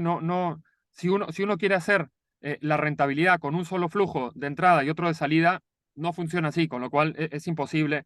Y alguien hacía también un cálculo que me parece que es rentabilidad de 16% durante 8 años pues, ya está haciendo 8 por 16. Claramente esa no es la forma de hacerlo, ¿vale? Hay que tomar en cuenta que estos son varios flujos y lo más fácil sería ponerlo en un Excel o en una calculadora para ver esos desembolsos a lo largo del tiempo, ¿vale? Como flujos negativos y luego poner en el Excel, en las celdas, los flujos positivos y ver en el tiempo, ¿vale? Esa tasa interna de retorno en qué resultado. Sé que es algo que comentamos, que es algo muy específico esta clase de activo y que vamos, no todo el mundo lo conoce, con lo cual es otro tema que creo que es importante de cara a contratar este producto, que entendáis bien cómo es que funciona, ¿vale? Porque no es tan simple como simplemente decir, pues invierto 100 hoy y dentro de 8 años me van a dar 160 o 170 o 180. No, vamos llamando el dinero a lo largo de 2, 3 años y lo vamos distribuyendo el dinero por partes. Ujú. Genial. Ahí me parece que se llama Toño, que ha dicho entendido con los flujos de salida y entrada de fondos. Perfecto. Parece que ha quedado claro. Muy bien. Continuamos entonces con las preguntas. Otra persona pregunta cómo afrontáis el problema de las valoraciones privadas, que en algunos casos pues, pueden que no sean tan realistas, ¿no? Que en algunos fondos de private equity pues, a lo mejor no han hecho una valoración realista de la compañía. ¿Cómo afrontáis ese reto? Sí, es nuestro día a día. Esto es, al final nosotros invertimos en menos del 2% de las oportunidades que originamos, ¿vale? Y las descartamos por muchos motivos, ¿eh? Algunos son temas, qué sé yo, legales, fiscales, regulatorios, pero en gran parte son porque desde el punto de vista de rentabilidad, digamos, al precio al que podríamos potencialmente entrar, pues no nos salen los números. Con lo cual, simplemente no invertimos. Pero esto es como cualquier otra clase de activo. Cuando uno ve un inmueble, y quiere comprarlo, pues para invertir, si no está el precio al que tú quieres, pues o le ofreces otro precio más bajo o no lo compras. Y lo mismo con renta variable. Pues si la acción está a 100 y tú crees que pues a 100 te va a dar una rentabilidad menor a la que aspiras, pues igual esperas a que caiga a 90 o 80. Pues lo mismo pasa en las compañías privadas, ¿vale? Y en el mercado secundario lo que nosotros hacemos es mirar las valoraciones de las empresas y identificar cuál es el crecimiento esperado, la rentabilidad esperada, digamos, o los flujos de caja esperados de esas empresas del momento actual al que se vendan. Y lo que hacemos es decirle al vendedor, mira, yo te pago par, es decir, la valoración que hay en libros, o te pago 90%, 80, 70%, lo que sea, de cara a que me salga mi rentabilidad. Y si no nos ponemos de acuerdo, pues a por la siguiente transacción, ¿no? Entonces, y de hecho son más las que pasamos, como decía, son el 98% de las veces, pues no nos ponemos de acuerdo por distintos motivos, ¿no? Es lo bueno que tiene que este mercado del capital, o sea, del mercado secundario de capital riesgo esté tan pujante ahora mismo, ¿no? Que habrá más oferta, habrá más oportunidades en las que elegir y podéis permitiros más el lujo de, si no estáis seguros de una inversión, pues hay mucho donde elegir, ¿no? No tenéis que asumir según qué riesgos. Es que precisamente esta misma persona que preguntaba eso, habla también de la posibilidad de que este fondo vendedor tenga información de la que vosotros no disponéis, ¿no? Y dice, bueno, pues ¿cómo evitaríais los falling knives donde se compran empresas, participaciones en fondos donde los vendedores deseen vender por intuir que las salidas de esas inversiones van a ser a valores menos atractivos de los que las valoraciones de los fondos asumen? Pues Pero bueno, es nuestro pan de cada día, como cualquier inversión. El que compra Telefónica es porque alguien está vendiendo Telefónica. Pues lo mismo pasa con las compañías no cotizadas. El que vende cree que está consiguiendo una valoración atractiva, y el que compra pues piensa que está consiguiendo una valoración atractiva. Dicho esto, nuestro trabajo nuevamente es analizar esa empresa, los fundamentales y decidir si tiene sentido o no. Algo que creo que es importante, perdón, a raíz del comentario que has dicho de información, tener en cuenta que en los mercados privados, ¿vale? A diferencia de los mercados cotizados, donde es cierto que hay unos estados financieros y están auditados, los gestores con los que nosotros invertimos, ¿vale? Tienen acceso a esa información y más, ¿vale? De hecho, parte del atractivo de una inversión en capital privado es que el gestor hace una una due diligence, ¿no? Es que justo se ha cortado ahí, Ricardo.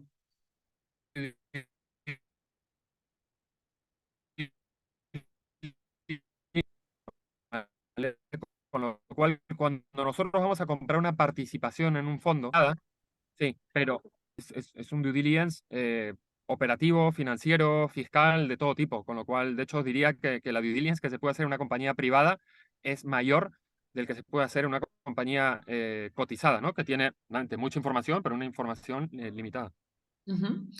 También preguntan que para invertir en tantas compañías como tenéis como objetivo, que pueden llegar a ser hasta 300 compañías, si lo vais a hacer a través de compras directas, entrando directamente en el capital de esas compañías o también a través de la compra de participaciones en fondos, ¿no? De stakes en fondos, donde estaríais comprando Sí, varias compañías a la vez. sí, sí. A ver, como decía antes, ¿no? La mayor parte de las transacciones que nosotros hacemos en el mercado secundario es de compras de participaciones de fondos, donde nuevamente una familia, un inversor institucional o quien sea, pues quiere vender por el motivo que sea. Puede ser por liquidez o porque, como en otras tantas estrategias, pues quiere salir de Estados Unidos para entrar a Europa o por el motivo que sea, ¿vale? La casuística es enorme. Entonces, nosotros lo que hacemos, ¿vale? Y pongo un ejemplo, vamos, real de nuestro día a día, es encontramos una familia en Francia que quiere vender una posición en un fondo determinado que tiene 10 empresas subyacentes, ¿vale? Nosotros analizamos esas 10 empresas, ¿vale? Nos reunimos con el gestor, en algunos casos incluso nos reunimos también con el equipo directivo, por ejemplo, y lo analizamos como si fuese cualquier otra inversión, con lo cual alguien me parece que hacía la pregunta de cómo tenéis capacidad de, bueno, somos muchas personas en el equipo, con mucha experiencia y que nos dedicamos a analizar empresas. ¿Es perfecto? No, y de media esperamos hacerlo bien. Habrá algunas que no nos salgan tan bien, pero como cualquier inversión en cualquier clase de activo, pues se trata aquí de intentar entender bien el plan de negocio, tener algo de experiencia en el sector y como decía antes, ya llevamos unos años haciendo esto e intentar equivocarnos lo menos posible, ¿no? Por eso a mí siempre digo que nosotros tendemos ahí a un segmento de mercado específico donde también la volatilidad de retornos o el riesgo de pérdida es algo menor.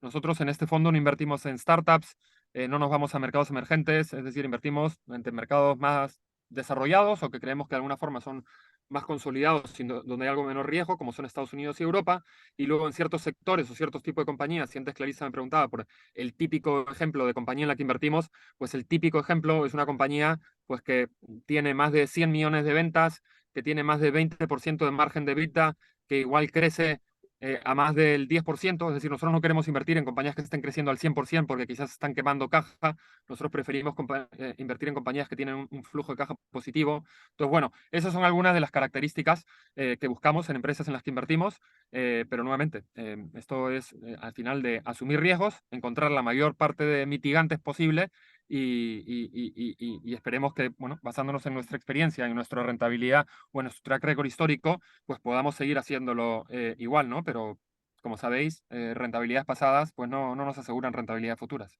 Sí, pero vamos, ni en el capital riesgo ni en nada en general. O sea, ni en la bolsa, ni en los bonos, ni en ningún tipo de inversión. Siempre pensad en las rentabilidades pasadas como un indicativo, pero nunca, nunca jamás es una garantía de inversión. Estamos viendo muchas preguntas en el chat de personas que han hecho ya ese test de idoneidad y les ha salido que no pueden invertir en el producto. Incluso alguno pues se queja de que le ha salido mal porque el móvil estaba estropeado, porque se confundió con una cifra, etcétera. Preguntan si hay alguna segunda oportunidad para hacer el test. Me temo que no es posible. No se puede repetir el test, con lo cual, hombre, próximos fondos que comercialice MyInvestor en un futuro, ¿no? La próxima vez que salga otro proyecto, pues igual podéis volver a hacer el test otra vez, pero para este proyecto ya estaríais, o sea, quedaríais fuera por imperativo legal. Por esto os digo que los que no hayáis hecho el test todavía y que estéis interesados en invertir, bueno, pues creo que merece la pena informaros bien. Veo en la página web de MyInvestor os damos todo tipo de información, hemos colgado toda la documentación legal sobre el producto, hay un vídeo, podéis leer toda la información y ya con toda la información en vuestro poder, si queréis nos podéis consultar todas las dudas que tengáis, etcétera, ya haced el test. Pero creo que merece la pena que hagáis el test ya con toda la información en la mano, porque efectivamente cabe la posibilidad de que lo falléis, y ya no tanto porque vuestro perfil de riesgo no sea el adecuado, como porque a lo mejor lo hayáis hecho deprisa y corriendo y no os hayáis informado bien previamente, y sería una lástima, ¿no? Porque sí que está esta información a vuestra disposición y merece la pena que la analicéis bien antes de responder el test. Que oye, aún así es posible que tengáis toda esta información, os la leáis, os la estudiéis y que no sea un producto hecho para vosotros. Bueno, pues ya está, no pasa nada. Si al final lo importante con este producto como con cualquier otro es que sea un producto que encaje con vuestro perfil.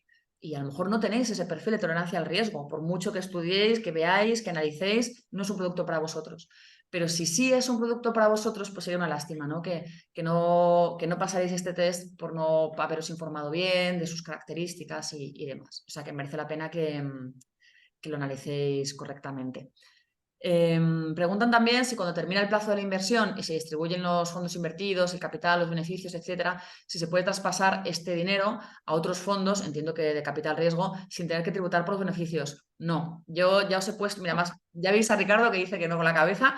Ya os he puesto un link en al blog de educación financiera de MyInvestor que analizamos concretamente la fiscalidad de los fondos de capital riesgo. Una de las cosas que os ponemos en este post es que no gozan de la ventaja fiscal del traspaso, que tampoco es que sea una ventaja tan habitual. La tienen los fondos de inversión, pero no la tienen, por ejemplo, los ETFs. O sea bueno, pues que no todos los productos financieros permiten traspasar el capital de un fondo a otro. En este caso, pues tampoco sería así.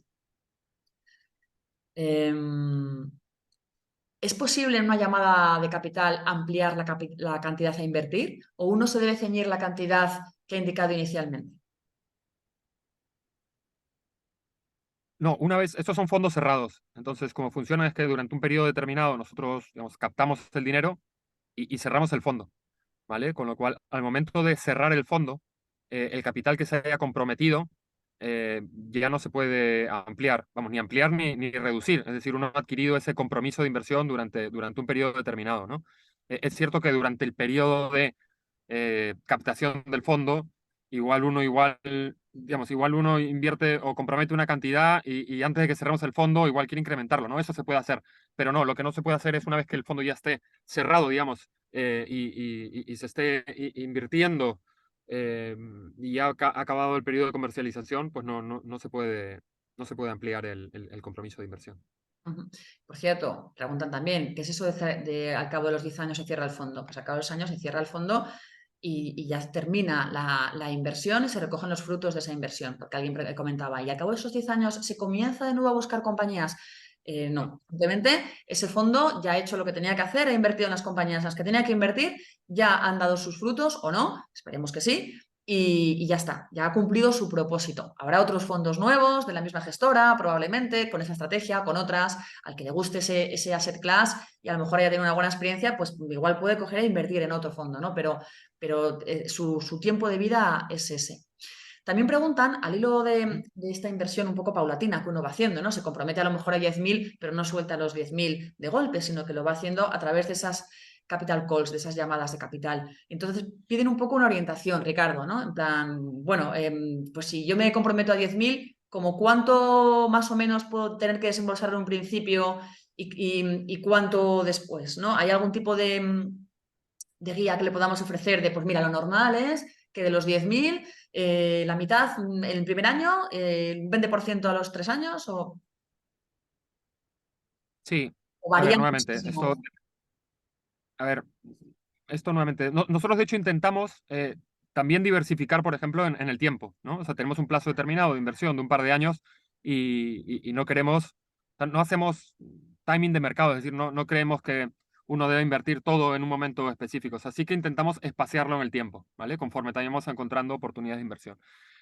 Históricamente, ¿qué ha sucedido? Y nuevamente, esto es basándonos en lo que han pasado en años anteriores a lo largo de estos 17 años, pues que en fondos de secundarios con plazos de inversión de 2 años como este, pues hemos llamado, y nuevamente, no sé si lo tenemos en la presentación o no, ahora mismo, disculpadme, pero si no, lo que solemos decir es que durante el primer año, por lo general, pues se llama entre un 40 y 50% de la inversión, del compromiso de inversión, ¿vale? Con lo cual, pues para alguien que invierte 10.000 euros, nuevamente, y por favor, esto tomarlo como una estimación, pues asumir que igual vamos a llamar 4.000, ¿vale? Entre 4.000 y 5.000. Y luego, el segundo año, estimar que llamamos otro 30 o 40%, es decir, otros 3.000 o 4.000, que nos llevan a, pues probablemente entre un 70 y 80% de dinero llamado, ¿vale? Y potencialmente el tercer año, pues llamamos o cero, como decía antes, o 10%, ¿no? Y ese sería un poco el calendario. Si tengo que poner, os diría 50, 30, 10, pero nuevamente, legalmente se puede llamar el dinero en cualquier momento durante el periodo De hecho, durante el entiendo, plazo. Ricardo, que lo ideal es que uno tenga ese dinero que se ha comprometido a invertir, que es un mínimo de 10.000, pero bueno, pueden ser más. Y lo ideal es que lo tenga desde un principio, ¿no? Y que lo tenga esperando en una cuenta remunerada o en un producto con una super líquido, un monetario, en algo de riesgo muy, muy bajo y que lo tenga disponible desde el minuto uno, ¿no? Porque nunca sabe cuánto dinero se le va a pedir en la siguiente capital call y es que como se pille los dedos, es muy perjudicial para él, ¿no? O sea, que casi es mejor empezar desde un principio pensando que ese dinero ya lo tienes bloqueado y igual lo Sí. tienes en un monetario, pero lo tienes esperando, ¿no? Para invertir. Preguntan también, cuando hemos hablado del mercado secundario, que es el mercado en el que es la estrategia, ¿no? En la que se basa este fondo, comentabas que una de las ventajas es que los plazos son más cortos con respecto a otras estrategias, ¿no? Con respecto al mercado primario, vamos. Ujú. Dicen, pero bueno, decís que en este caso concreto los plazos son de 8 años más 4 de posible prórroga. ¿Cuáles serían entonces los plazos habituales en mercado primario para que veamos un poco por qué en este caso son más cortos de lo normal? Sí, a ver, un fondo de capital privado, digamos, de primario, por lo general tiene un plazo de 10 años más 4 también. Es decir, 10 más 4, 10 más uno más uno más uno más uno.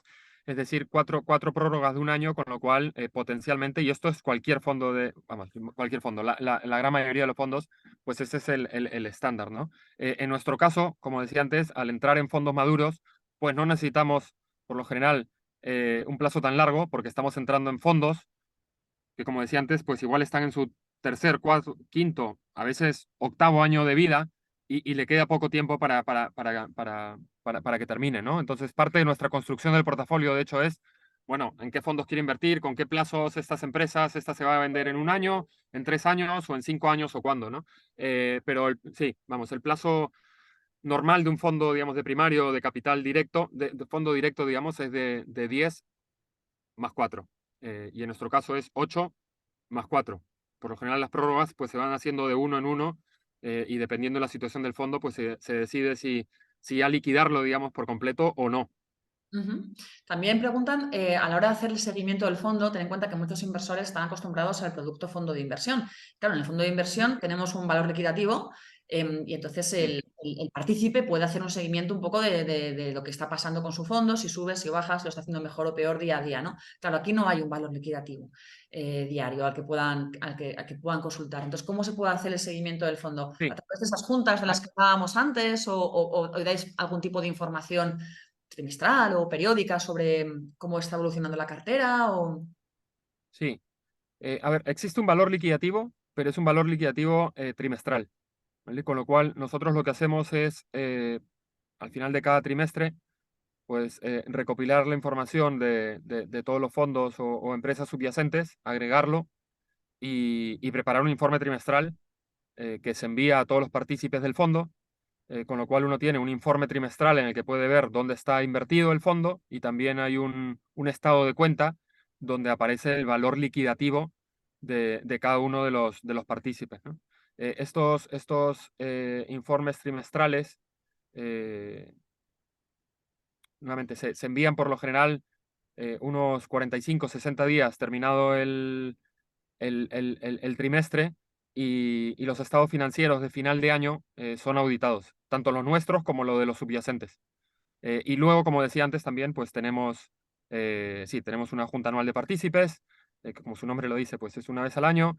Y luego también lo que hacemos es cuando cerramos alguna inversión, y somos bastante activos, obviamente invirtiendo, como he comentado ya varias veces, pues hacemos un pequeño resumen de cada una de las transacciones y se envía, ¿no? Para que el partícipe sepa el tipo de transacciones que estamos haciendo. Con lo cual, a nivel de información, yo diría que nuevamente no, vamos, no es diaria ni mucho menos y es imposible hacerlo así, pero sí que hay una información, digamos, trimestral que fluye al inversor.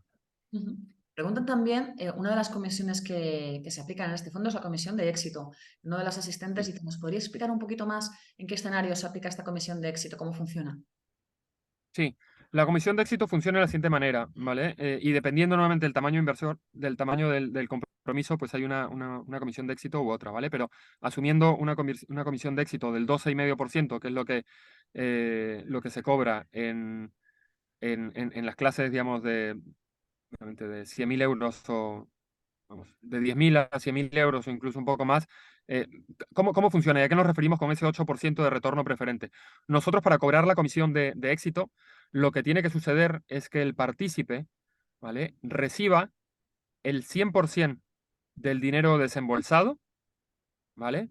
Y luego que el partícipe, con las distribuciones adicionales que se hayan realizado, es decir, que haya recibido en cuenta, genere una TIR net, una rentabilidad neta del 8%, ¿vale? Con lo cual, vamos, nosotros cobramos la comisión de éxito cuando se ha superado una rentabilidad neta, una TIR neta en este caso, del 8%, que incluye haber recuperado obviamente todo el dinero desembolsado por el cliente y plusvalías suficientes para generar ese 8%, ¿vale? Con lo cual, y creo que alguien tenía esa pregunta, no es que se cobre al final, ¿vale? Se cobra por lo general casi al final, porque para que el cliente reciba en el bolsillo, digamos, haber superado ese 8% de tierneta, y esperemos que, pues que sea cuanto antes, digamos, pero es imposible hacerlo los primeros 4 o 5 años, porque tener en cuenta que los primeros 4 o 5 años realmente lo que uno está haciendo es recuperar el dinero invertido, ¿no?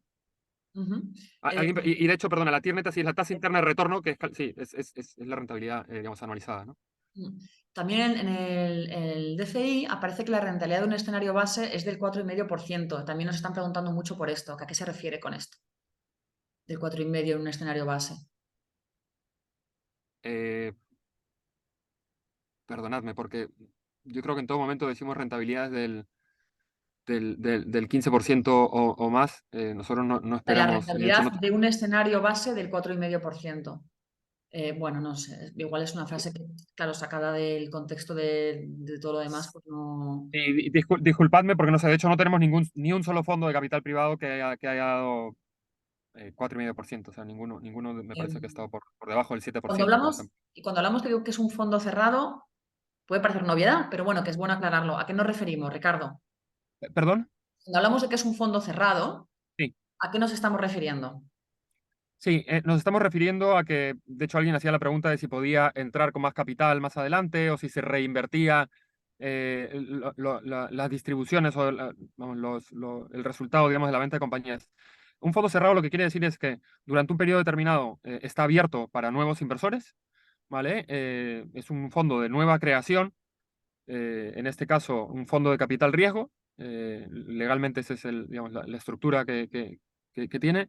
Y una vez cerrado el fondo, perdón, el periodo de captación, ya no se puede ni entrar ni salir, digamos, de forma activa de ese fondo, ¿no?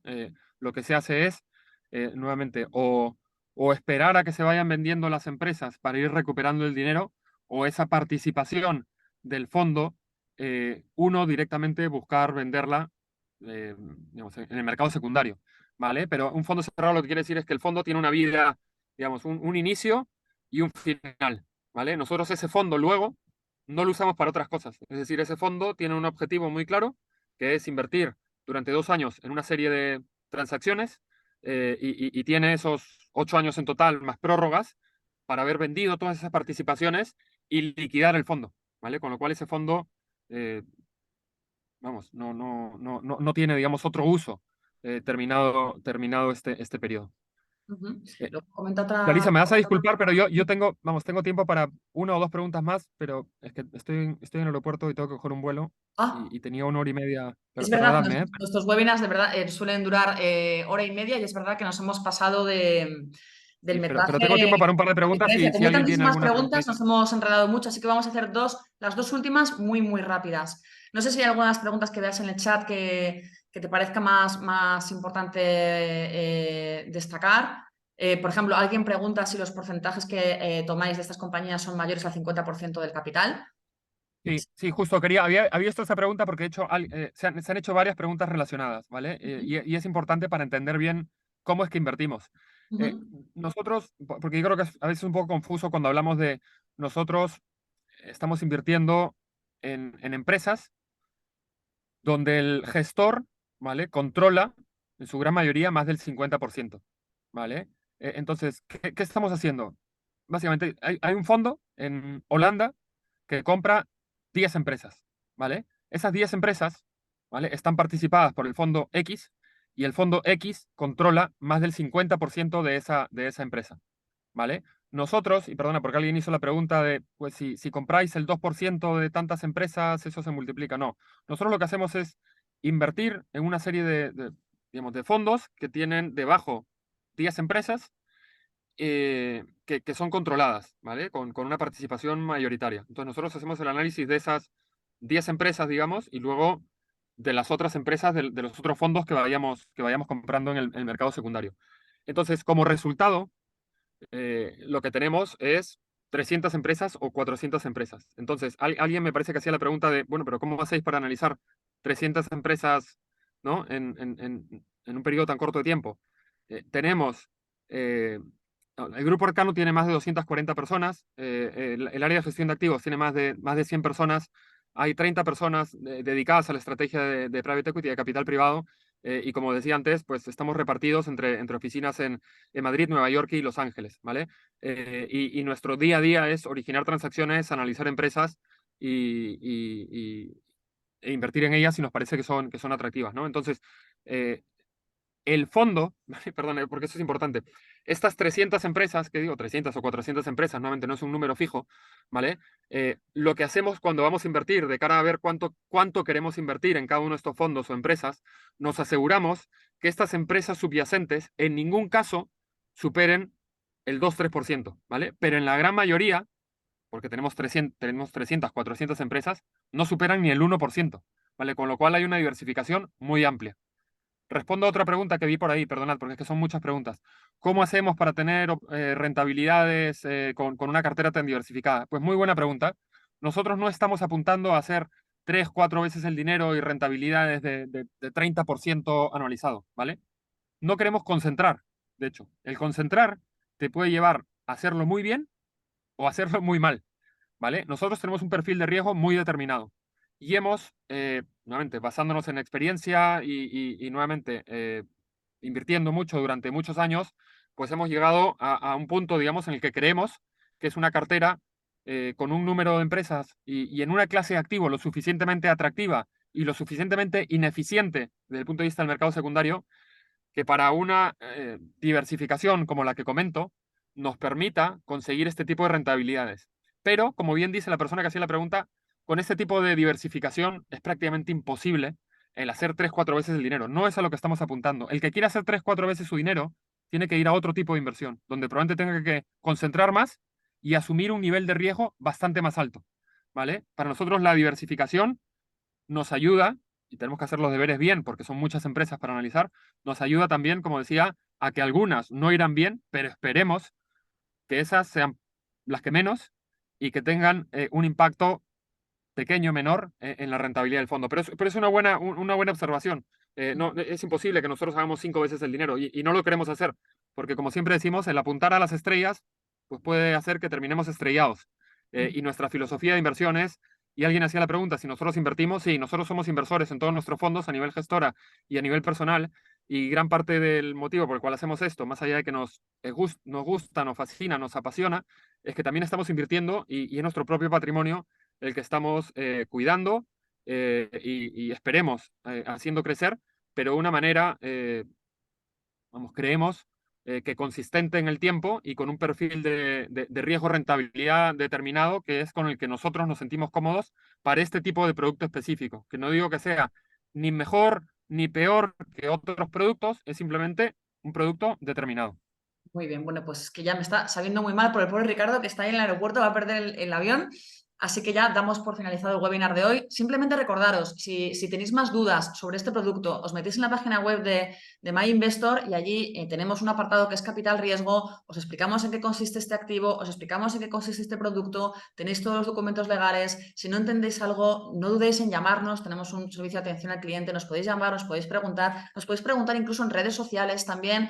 Así que meteros en la web corporativa, o sea, en la web comercial de MyInvestor, buscáis toda la información que necesitéis, nos preguntáis todas vuestras dudas. El webinar de hoy, la grabación, va a quedar colgada a partir de mañana en el blog de educación financiera de MyInvestor y también en nuestro canal de YouTube. El audio de este webinar también va a estar colgado en las principales plataformas de podcast y en el blog de educación financiera, donde además encontraréis todo tipo de contenido divulgativo sobre capital riesgo y sobre otros productos de inversión. Así que, sin más, solo me queda ya dar las gracias a Ricardo Miró Quesada, socio responsable de Private Equity de Arcano Partners. Ricardo, muchísimas gracias por acompañarnos hoy. Nada, gracias a vosotros, gracias Clarisa, y gracias a todos por vuestra atención y por las excelentes preguntas, ¿eh? La verdad es que se nota que habéis leído mucho, que os interesa el tema y como dice Clarisa, a vuestra disposición para resolver cualquier duda o pregunta que pueda surgir en los próximos días de cara a contratar el producto, porque como hemos comentado varias veces, es un producto complejo, es un producto que ofrece una potencial rentabilidad atractiva, pero que conlleva varios riesgos y que hay que analizarlo y hay que ser bien asesorado, digamos, para contratarlo.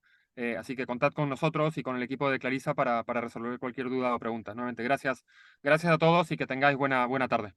Buenas tardes a todos.